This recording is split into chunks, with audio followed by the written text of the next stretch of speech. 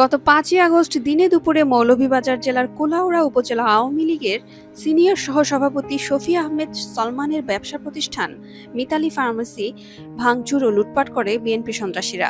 Bulb থেকে শুরু করে একটা প্যারাসিটামল ট্যাবলেটও রেখে যায়নি লুটপাট ও ভাঙচুরকারীরা। কাদিপুর ইউনিয়ন বিএনপি সাধারণ সম্পাদক শফিকুর রহমান শফিকের নেতৃত্বে ৪০ থেকে ৫০ জন বিএনপি সন্ত্রাসীরা এ হামলা চালায়।